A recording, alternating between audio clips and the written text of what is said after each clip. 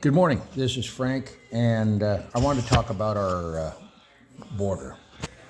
Now, I know when we talk about the border, people get butthurt.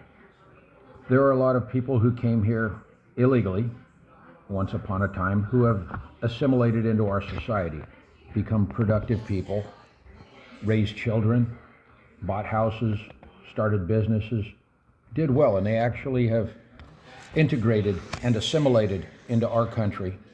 And this is not about you guys. So just because you're Latino, just because you might have come here illegally, I'm using the word is actually correct, doesn't mean I'm picking on you. Doesn't mean I'm picking on your raza, okay? Just get past that. Even if you came here illegally, you can still see a hole in the fence. You may have come here illegally, but you're not stupid. You see a hole in the fence and you see a bunch of people coming across. And first and foremost, they're coming to your community, not mine, yours. And they're making your world worse, not mine. You're the one who will suffer for this, way more than me. And that's just the way it is. So don't feel like you need to get on these people's side. These aren't your cousins coming over that are going to stay here for a weekend at a quinceañera and go home. These are not your family members. These aren't your friends. You don't even know these people.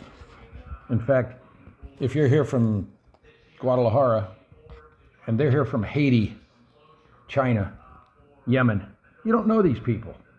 So quit pretending you need to march in solidarity with your raza. It's not about that, okay? I'm not picking on you, so let's get past that right now. Okay, this is not about racism. This is not about MAGA white nationalism. Let's get past that. It's not what it's about.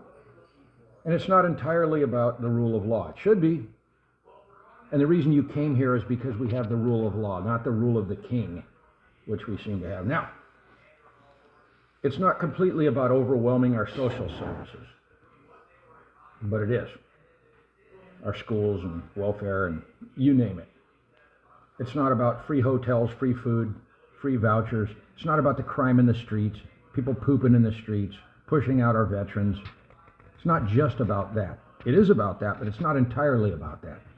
It's not just about the fentanyl, which is an issue. It's also about that, but it's not completely about that. What it is completely about is presidential votes, electoral college. You mean electrical college? No, I don't mean electrical college, you idiot. Did you take 9th grade civics? I did. I paid attention. It's about electoral college, presidential votes. It's about a 10% advantage that they will enjoy going into the next election, which is why you need to get off your butt and vote. They're going to have a 10% advantage if they get their way. How do they do that? It's not that complicated. It's actually pretty simple, okay? When you go to the polls and vote for president, that vote doesn't matter. We don't elect our president at the ballot box. We elect him in electoral college. And those are voters that vote for you. And they're assigned on the basis of the population.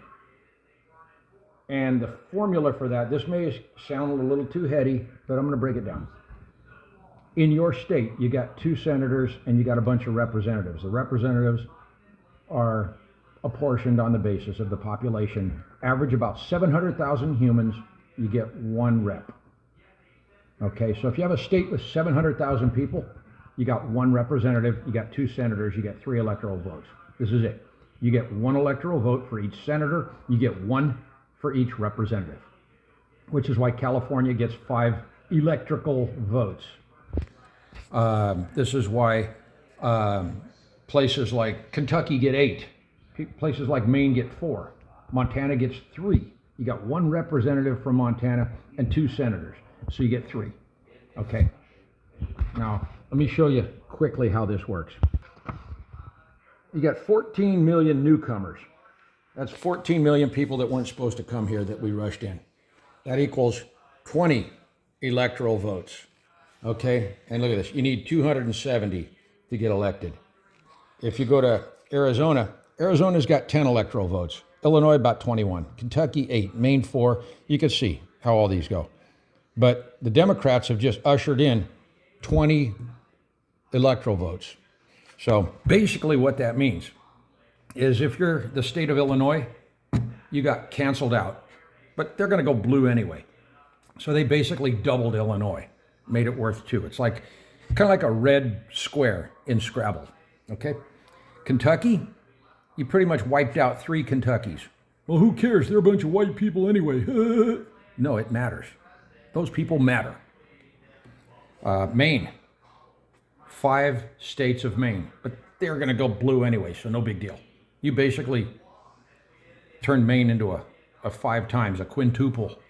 Okay, they call that the quinella. Mississippi, 6 electoral votes. You basically over triple wiped them out. You've taken several states, taken them off the map where they don't matter anymore. Because what the government is doing now is they're counting everybody together in the census.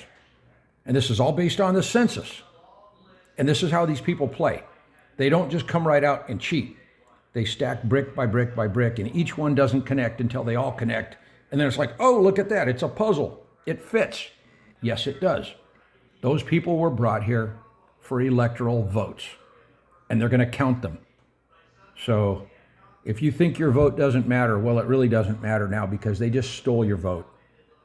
And I'm sorry if you're too stupid to realize that. I'm sorry if you're ignorant of that. But this is exactly what happened. You people need to wake up. You need to quit burying your heads. You need to quit thinking that politics is like a spectator sport. You need to get out there and make some noise. And to all my good Latino brothers and sisters, whether you came here legally or not, if you're part of this culture, if you're part of this system, you're getting screwed also. So quit thinking that somehow you need to be on that side over there and be with your people. Those aren't your people. I'm your people. I am your people. You are my people. We are on the same team. Let's quit pretending that you're part of them. If you're part of them, you're not part of me. Trust me. We are on this team. We are in this stadium. We wear this jersey. We kick the soccer ball that way. We root for this team. Otherwise, we're not brothers.